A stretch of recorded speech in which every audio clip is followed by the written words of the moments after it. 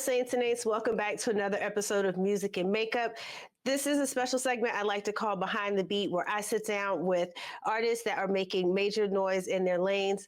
Today, I have a very special guest in the building. This producer is someone whose fingerprints are all over the culture. He's behind many of the timeless records that we all love, a businessman who is building a label and a brand with Money Inc. He's been showing us what it really means to build something of your own.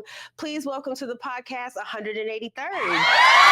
For folks who may not be familiar, how did your journey into production begin? Working with an artist I ain't have that was getting fronted on. All artists go through that phase.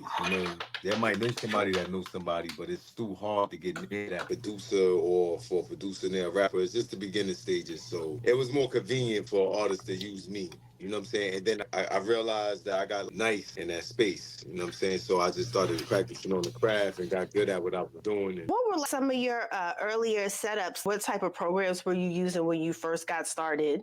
like the early stages of FL, like maybe FL5, FL6, use a PC or whatever. So it was just really the computer and the FL and enhancing on that. And then a little later on, it just started getting crazy. Then learning Reason and buying one of these and learning how to mix and stuff like that. Did you start off with like any mentors when you first started making beats, or were you just like figuring it out on your own at first? Figure it out in the rappers, like, a head nod, pause, or they like to be that let me know. All my friends, like, they'd be like, I got friends that be like, nigga, you whack, you need to stop doing that and go hard. Like, and when they was like, yo, this is hard, this is fire. I knew I was fire. New Yorkers is hard, so it'd be like, yo, that's whack. And matter of fact, you gotta just chill, leave it alone. And it'll be accurate, like an accurate fact. When everybody was like, yo, this is fire, or cats a rap, or and put it on display for everybody to hear it, I'm like, yo, I'm fit to be in this. You know what I'm saying? I'm good at what I do. You've definitely carved out a signature sound. How would you describe your production in your own words? East Coast, like, cats talking all this regional shit. I was regional before it was regional, was cool. You know what I'm saying? So I hate when something that I've been saying for years, maybe because my stage ain't the biggest. I should be praised because I've been on regional for like the last 10 years. You know what I'm saying? Up here, we've been on regional. It just wasn't marketed to major dollars and all that, but we've been on regional first.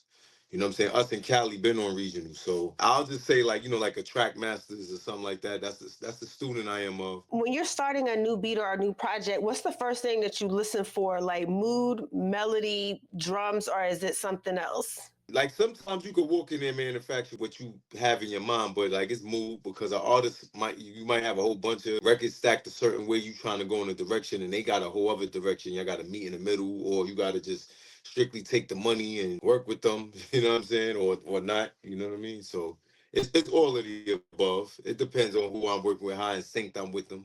I am with them.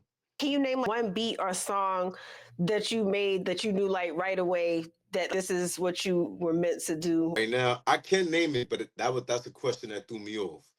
It's so many. Cause right now I'm very inspired. Like I first made beats with the 100 grand record, air conditioner with Brother Tom. That beat right there is just real good to me. You know what I'm saying? It don't have to be I'm inspired because everybody heard it and it made the most accolades and all that. I'm really invested into this, so it could be a beat that ain't get to the masses and it need to. So let's talk Money Inc. Millionaires and that project that you released earlier this year with Nym Lo Volumes 1 and 2. What sparked the idea and vision for that project? Part one sparked the idea for part two, so I'll just say period is like, you know, like right now, we in the studio, we about to remodel it. You know what I'm saying? Do everything we do is with our own money and reinvest it. You know what I'm saying? Cats don't know this independent grind. We make a living off it. Now I'm only making a living off of what I kill. You know what I'm saying? I'm not into, oh, yo, won't you try to get into sneakers? And don't try to derail me into nothing else. So me and my man was dealing with a grimy cat before that. We just was like, yo, look, we gonna take our money because we get more money than him regularly. So we just gonna be taking our money and paying for everything. And then labels started dealing with us. So right now, like, we in a good space. We enjoy what we do. I'm buying equipment and Nym Lo buying equipment and we about to repaint this. We got a studio, we got the Money in clothing, we got media, we got everything. We got cameras, we bought everything scratch. Everything. We buy everything with this in mind. I'm invested in doing this for a living, you know what I'm saying? What are some of the biggest lessons that you've learned like thus far running a label and getting like things started from the ground up, on your Capitalize own? when this shit is hot, man. When this shit is hot, you got to capitalize. You know what I'm saying? Me and Lo have to learn that. You know what I'm saying? You can't get lax. You got to do this shit all day, even when nobody watching. Even you have to do it. Once you stop doing that, unless you got money to hire for the things you don't want to do or you're lazy to do, then you good. But staff got to be very invested too. So that's my whole thing is like be invested to what you do, believe in what you're doing, and don't worry about what somebody else is doing, even if they're doing it big. Congratulate and get inspired, and you could get there if you know them or worked with them. My personal experience, you could get there. You worked with them. You know they know you. You know them. You know what I'm saying. So your time will come. You know what I mean. What's your vision for the label over the next few years? Are you building a roster or are you looking like towards a collective or something else? Both. Like right now, I'm about to work with my man Crutch right now, and he the hottest. Like he really hot. Like if you listen to them Dave East projects that he be on, he be talking this shit. You know what I'm saying? And again, back to what I was saying, some cats got more marketing than others, but everybody gonna have their shot. You know what I'm saying? So I'm gonna make sure I'm on the boat with him when he, when he saw off. You also mentioned too that you have the clothing line as well, and it has a whole energy behind it. How did that side of the brand get started? Niggas just be being fly. I ain't gonna hold you. Like that's really what it is. Niggas just be being fly, like shit. And it's just like everything is open. Like designer clothes went down. Like you know what I'm saying, the quality of it. And it's like if you look at it now, it's like street clothing is like taking over everything. And not saying we street clothing because it's more merchandise. It's not a clothing line. It's a lifestyle. Like we got pens, we got scalpels. You can cut a nigga in style. We got all sorts of shit.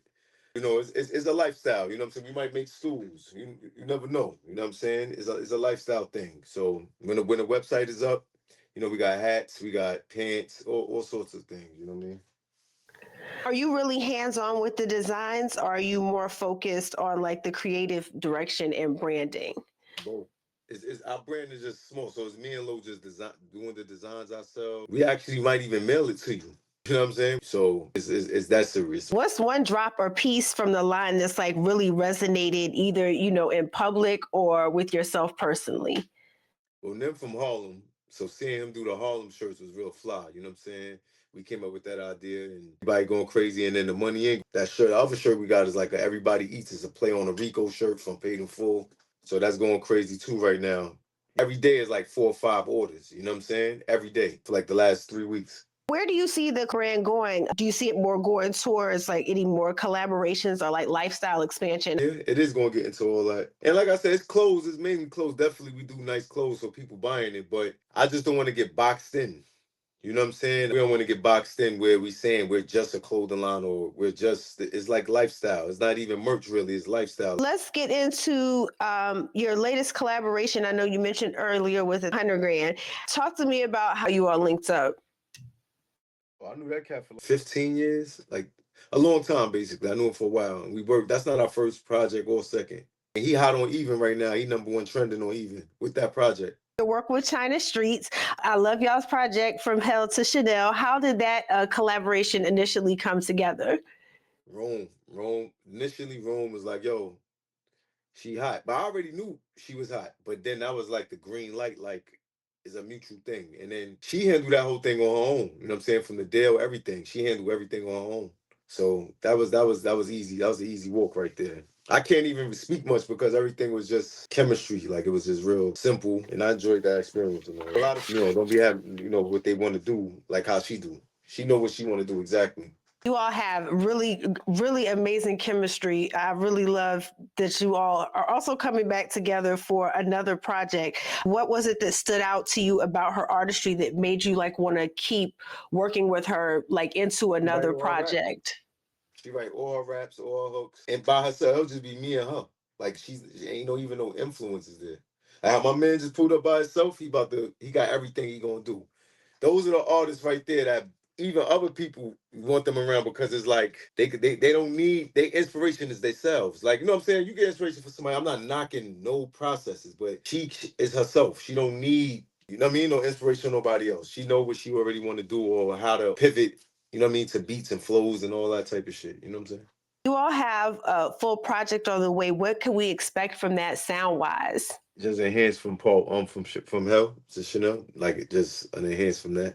She might go different route though, cause she got me doing different type of beats too. Though we got some records that don't sound like it will be on there. So I honestly, I'm just following her lead with that one. I'm gonna let her lead with that one. How does producing for Chyna push you creatively compared to like working with other artists? Honestly, it's the easiest working with her as far as she gonna write her raps at home. You know what I mean? She more professional in that sense. I give her that the edge over, and she really know how to use her vocals when she recording them. You know what I'm saying? Her doubles and all that. She really know what she doing. Like, you know what I'm saying? I wanted to go back to a project earlier that you released this over the winter that I liked to Stargiela, Star of the Ghetto. I wanted to talk about that real quick. How did that connection come together? Because it seemed like you all knew each other for a while. That's how it come together. Just like my man Crunch, I knew him for like almost. My cousin gonna tell me, "Yo, we got a nigga." Now I didn't know Crunch's voice and all that. To be honest with you, I've innocently didn't know, but I knew him already. And when we got on the phone, it was like 5 minutes. My cousin like, "Yo, just say any price, yo, because I'm gonna get this cut." So I'm just thinking he giving me an alley oop. I really didn't know. So my cousin tried to overcharge him. My cousin did, not me. But this nigga put me in the middle. This nigga Clutch was mad at me too. Nigga came at me one time when we was in the other studio. I'm like, nigga, I didn't do that. I really didn't. You know what I'm saying? But so that's how it goes. It happens like I already be knowing cats already for years. You know what I'm saying? And then it's like they have their journeys and all that shit. Do you find it easier to work with people that you already know and like have an established relationship with? Now, strangers, because I ain't know China at all personally, but it went right away. You know what I'm saying? Sometimes when you know niggas, if they following other niggas and they hitting you because you maybe have a lane already, it's not a good mix because it's like, yo, homie, then go get Metro Boomin. Like, you know what I'm saying? I'm in the East Coast. You know what I mean? I'm up here. I'm not gonna make no shit like that, respectfully. So sometimes it could be a disaster like that. Or if they heavy drill, and which I like that shit, but I'm not the most. You gotta give me a minute. You know what I'm saying? I ain't gonna just come out the blue with that. You know what I'm saying? That's not my main go-to. So back to that project, it was really so well put together with like the narration from you in between. How did you approach shaping the sound of this project as a producer? That nigga Star get a lot of credit on that because he was like, yo, host the joint. Don't just make the beat, host it. You always talking shit, host it. I did, and I liked how it came out. He loved how it came out. So moving forward, that's what I'll be doing. You know what I'm saying? Then, he a narrative. If you listen to his raps, he narrative. He all narrative. So, you know what I'm saying? You could really see what he's saying. You know what I'm saying? He could paint it real well. Me and Star coming back with one too. You know what I'm saying? What's some advice that you would give to any producers that were getting started? You gotta find an artist. You gotta find like at least 2 or 3 artists to build with. You know what I'm saying? Everything is good. It's just your audience. That's what I learned. Like every like I be calling shit whack that it got millions of listeners and stuff like that. That means it ain't my taste. Pause. You know what I'm saying? But once you find your audience and you just keep building that shit go because everybody was dusty when they came out. Every nigga was. So you gotta just stay with your audience. You know what I'm saying? Get a good team around and just attack that shit. You know what I'm saying? And if you enjoy it, it's nothing. You know what I mean? Like my man came out here in the rain. You know what I'm saying? I'm down here in the rain. We ain't cancel nothing. The determination and shit like that. Now that you've been in business, I did want to ask too, what is some advice that you give to someone that was looking to get into business? And that's cameras, that's studio. Like I said, we just invested to the studio. Just invest your money. You make your money, you reinvest and get a bigger version of that pause. Or build your collateral. If you ain't got money, you could use your collateral, whether it's your skill or your resources or whatever. Let our audience know where we can find you around on social media and the internet. 183rd everything, 183 RD. You know what I'm saying? That's where you can find me at. And money ain't entertainment. I got to start adding that too because we just did all the socials. Again, thank you so much for coming on the podcast. That is our episode, Saints and Aint. Thank you for joining us. Make sure you like and subscribe for the latest in music and makeup. Till next time, love you. Bye.